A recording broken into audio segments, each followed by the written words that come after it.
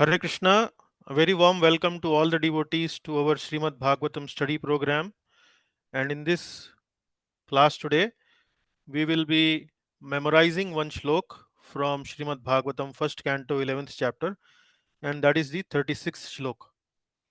Overall, this is our 19th class on shloka memorization uh, study.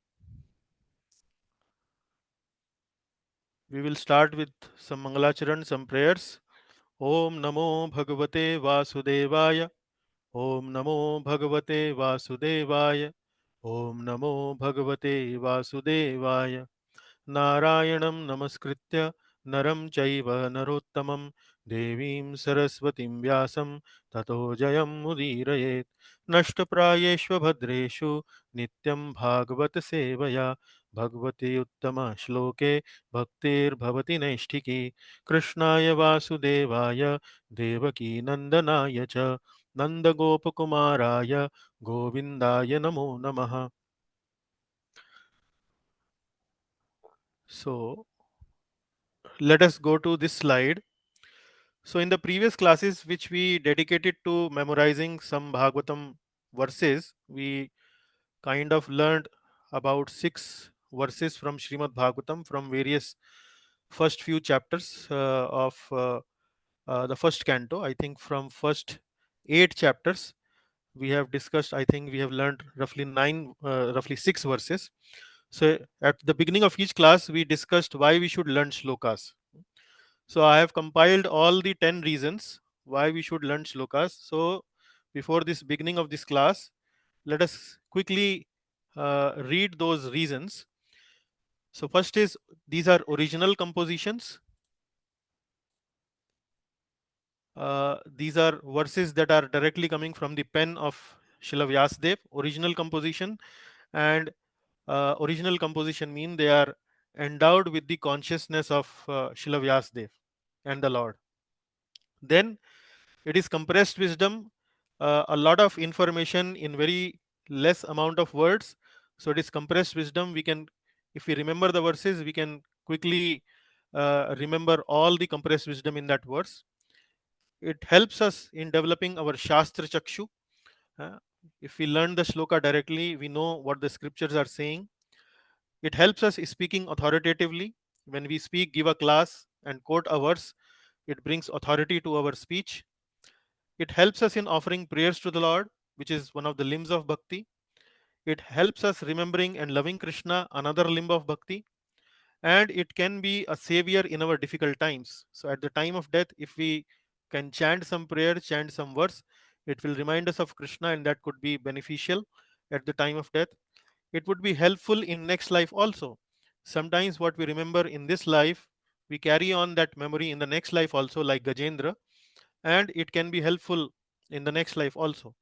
It is Srila Prabhupada's recommendation, even if we don't know the meaning, if we simply recite them, it is purifying to the heart, and it's a very great pleasure chanting these verses in Sanskrit with which are composed in some uh, Sanskrit meters.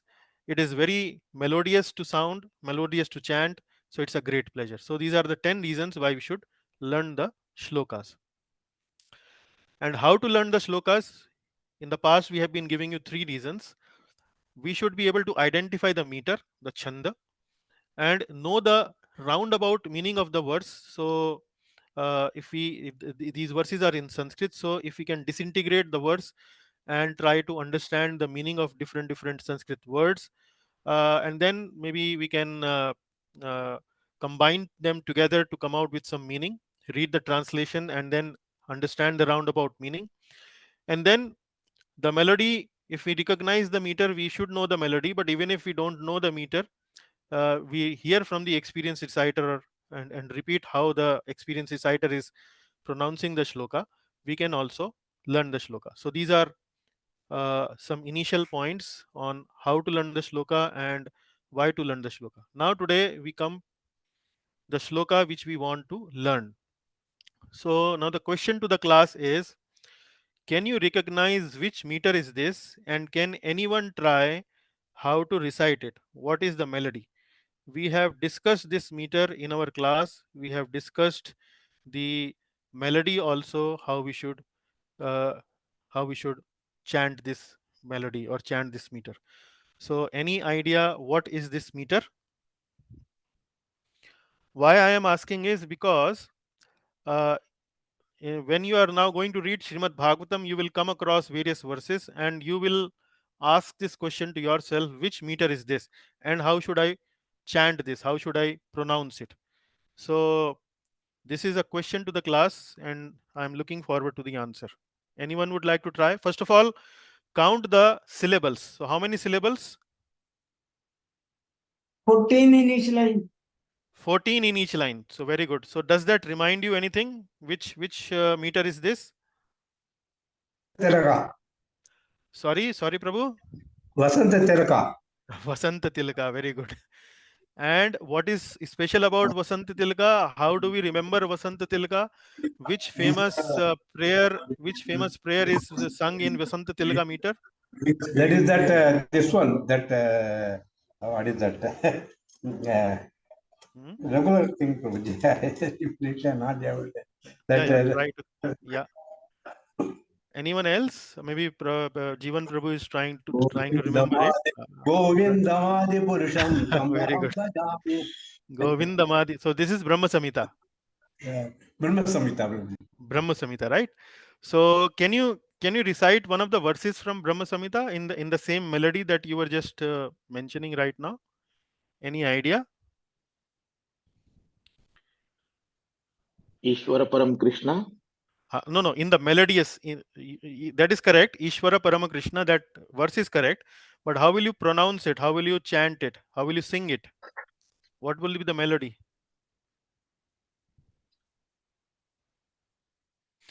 Ishvara Parama Krishna Satchidananda Vigraha. Hmm? Or Venu Kwanantama Ravinda Dalaya Taksham. Isn't it? Do you remember? Yes, Prabhu.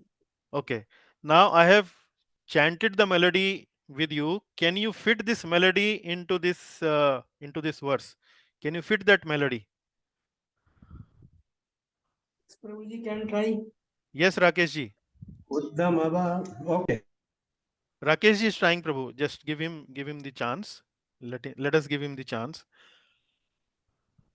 Dam bhava pishuna madavat guhas. Vridavalokanihato madano piyasam. Sammuya chapam jahat pramadottamasta. Yassendriyam vimathitum kuhukena shekuhu. Arey wow, very nice. Full marks. Thoda, I mean, if this would have been live audience, we would have clapped for you. So excellent, very good. So this is how we need to approach these meters, Sanskrit meters. We read Bhagavatam, we identify which meter is this, how many syllables, and we know a few more things about it. But sometimes simply by knowing how many syllables are there, we can recognize it. Like this, we have recognized it is 14 syllables. So this is Vasanta Tilaka. Vasanta Tilaka synonymous to Brahma Samhita prayers, and Brahma Samhita prayers we know the melody, and once we chant the Brahma Samhita melody in our mind, then the melody is there, and now then we can fit the melody to the Sanskrit verse. Uttam bhava pishuna malaval guhasa व्रीडावलोकनिहतो madano piyasam सम्मुह्य चापमजहात प्रमदोत्तमास्ता yasyendriyam vimathitam kuhu. Like this. So this is how we need to approach this. So any other devotee would like to try out? Can I try Prabhuji? Yes, go Jivan Prabhu, please go ahead. Uddama Bhava Pishunamalaval Guhasa Vridavaloka Nihatu Madanobi Yasam Mhm. Sammukhya Chapam Ajahat Pramadottamaschata Mhm. Yasyendriyam Vimatatitum Kuha Gaina Sekuhu. Yeah, very nice, very good attempt. One or two places I think there could be some opportunity to improve, but first time if you are trying to read it, this was a very good attempt, very nice. Thank uh, you. very good. Okay, now we move to the meaning part of it. We move to the meaning part of it. Actually, we will discuss this in the class also today. But never mind, if we are reading these words and trying to memorize it, we can try to uh, know the meaning of various words. So, Uddama Bhava. Uddama means very grave. Bhava means expression. So, what typically I do when I'm trying to learn the meaning is, I first of all try to look for those words for which I probably would know the meaning anyway. For example, in this also, there are multiple words for which we may know the meaning already. Like, for example, bhav. Bhava means expression, the expression on the face. Amala. Amala means spotless, without any dirt, without any blemish. Amala, spotless. Avalok. Avalok means looking. Hmm. Then Madan. Madan means Cupid, Kamdev. Api means also. It's a common Sanskrit qualifier. Api. Api means also. Then Chapam. Chapam means bow, the bow and arrow, like we have. Then Uttama. Uttama means the best, of high grade. Uh, Indriyam. Indriyam means senses. Na means never. So, in whole list of words, first of all, you start with the positive note that which words actually you already know the meaning. So there are several of them. One, two, three. Say, for example, Bhava is one, Amala second, Avalok third, and then Madana fourth, Api fifth, Chapam sixth, then Uttama seventh, Indriyam eighth, and like this, you know 8 9 words. The meaning you already know. Now then, the rest of them you can try to understand. Uddama means very grave.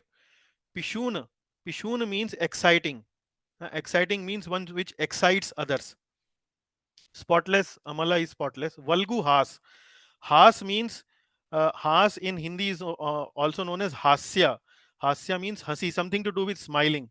Valgu has. Valgu has means beautiful smiling. Vrida. Vrida means corner of the eye. Like, for example, like we see from the corner of our eyes, that is Vrida. Avalok, looking. So, looking from the corner of the eye. Nihataha. Nihata means conquered. So, for example, this word we may not know the meaning, so we can just try to remember it or try to keep it in our mind. What this nihata means, conquered. Madana, Cupid. So, something to do conquering of Cupid. Hmm. Api also, Yasam, whose. Sammuhya. Sammuhya means being overpowered by. So Sammuha, Sammohan. Sammohan means somebody, sometimes we hypnotize someone. Hypnotize someone means we try to conquer that person. So Sammuhya, being overpowered by. Chapam is bow, Ajahat, gave up. Pramada. Pramada means woman who maddens. So it is something to do with some lady, some woman who is very very beautiful. Looking at that woman, somebody might feel maddened about that woman. So Pramada, Uttama. Uttama means of high grade. Not only woman who maddens, but that even that Pramada is of very high grade. That Pramada Uttama. Ta all, Yasya whose, Indriyam senses, Vimathitum. Vimathitum is to perturb, Kuhukae by magical feats, Na never, and Shekuhu was able. So you can see, you give a reading to the meaning. Some words will fit in your memory immediately. Some word you may have to go back once again to look the meaning when you are trying to memorize the shloka, and then you read the translation. So anyone from the devotees would like to read the translation? Can I read, Prabhu? Yes. Although the queen's beautiful smiles and furtive glances were all spotless and exciting, and although they could conquer Cupid himself by making him give up his bow in frustration, and although even the tolerant Shiva could fall victim to them, still, despite all their magical feats and attractions, they could not agitate the senses of the Lord.